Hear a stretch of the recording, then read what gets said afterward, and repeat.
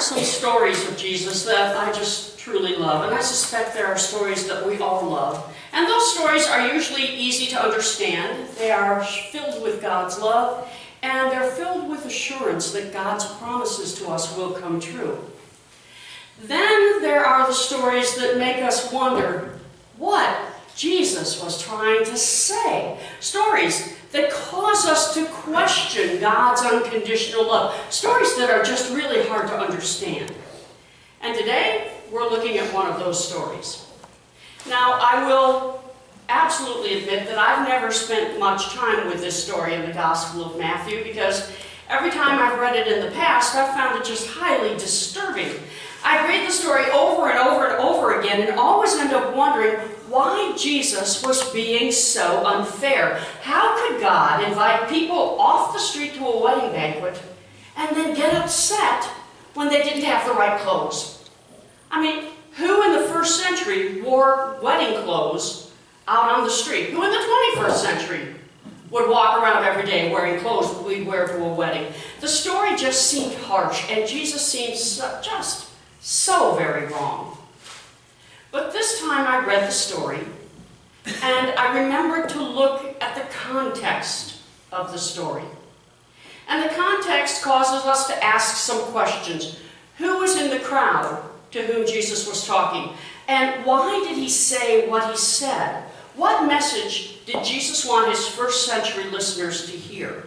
What message did Matthew want his readers to hear? And based on the context, what message do we hear today?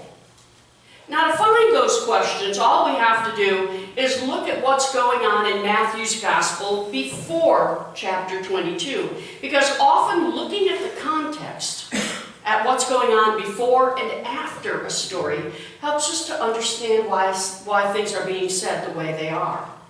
Now, if we look at the chapter before the one we just heard, we discover that Jesus had just entered Jerusalem on the day that we call Palm Sunday. So the context is Palm Sunday and the Feast of the Passover.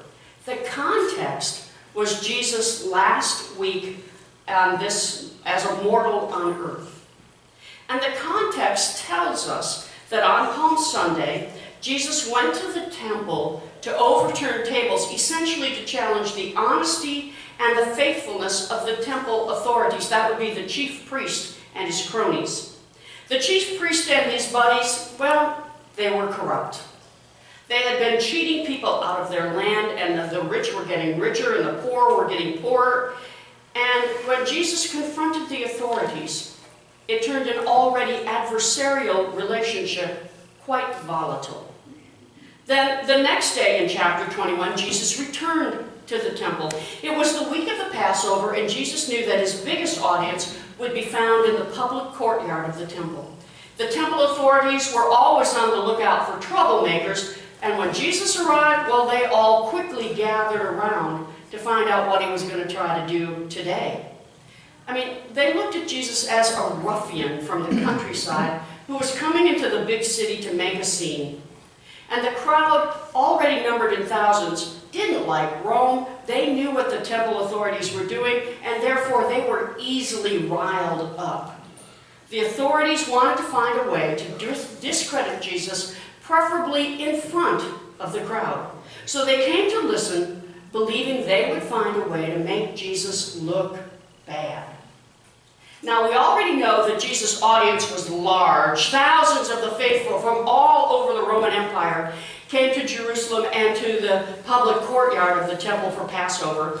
Not only that, but hundreds of Gentile peddlers would come to the public courtyard as well to provide everything that the faithful needed and a whole lot of things they didn't need. Picture Wisconsin Dells in the temple courtyard. Now, the rest of the audience was made up of temple priests and those in authority. And even though the faithful, those who wanted to hear Jesus, outnumbered the temple authorities 100 to 1, Jesus had a target audience. He wanted to make sure that the chief priest and his pals knew what Jesus was trying to say.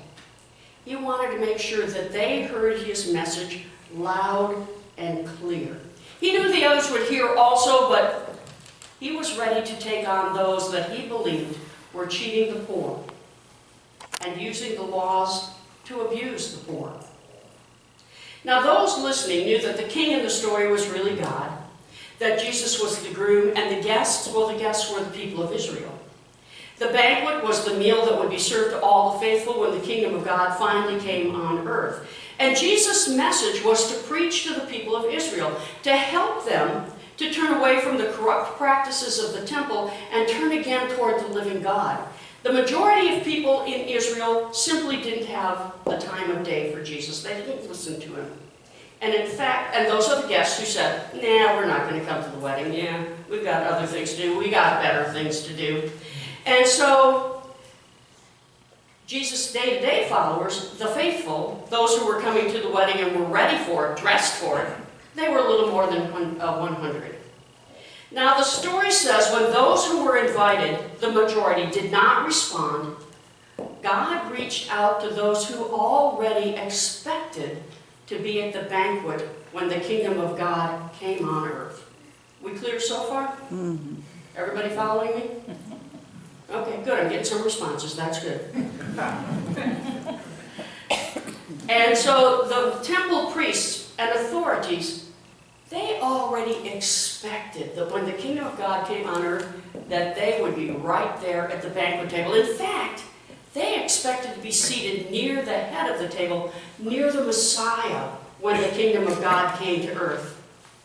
But in the story, when the temple priests and authorities showed up for the banquet, they were turned away because they weren't wearing the right clothes.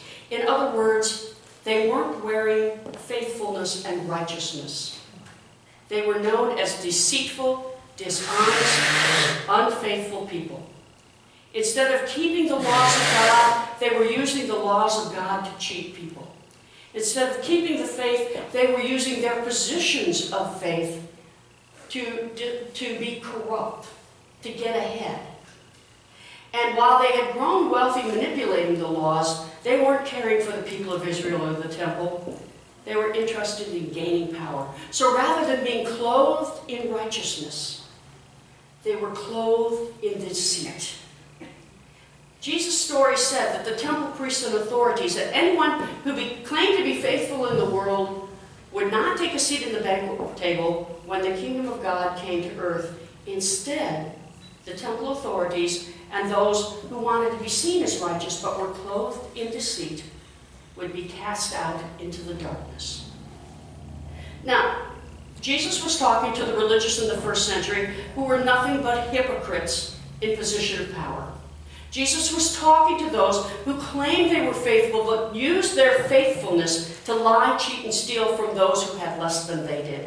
Jesus wanted all the hypocrites and liars of his generation to know that God was aware of their deceit, that God was aware of their hypocrisy in their lives, that God knew the difference between those who were truly faithful and those who simply put on the clothes and pretended to be faithful for personal gain. Now, I suspect we all know people who wave the Christian flag in hopes of gaining personal wealth and power as a result. And I suspect we all know people whose actions do not match the teachings of their faith. And I suspect, strongly suspect, in fact, I know for a fact, that some of us look in the mirror and discover and know that we are not holding up our end of the bargain with God. Hypocrisy is one of the biggest complaints about church and churchgoers from those outside the church, for a reason. So Jesus' message to people then and now was to make sure that our actions match our faith and that our faith matches Jesus' teachings. Otherwise, we just may not be as righteous as we want people and God to think we are. We may be believing one thing and doing another. And there will be days when we will fall short of being faithful and righteous people. That's one message. But the other message this morning is for all of us to look for context.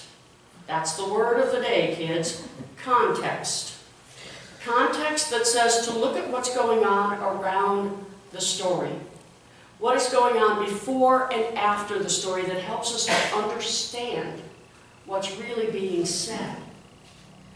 Because rather than avoid stories in the Bible that just don't make sense to us, or stories that present God in a bad light, or stories that cause us to wonder what in the world Jesus was trying to say, we can look at the context of the passage. We can ask, who was the audience?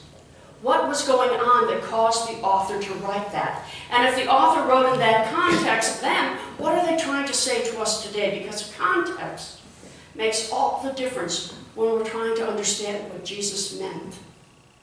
Context makes all the difference when we're looking at each other. Amen. Amen.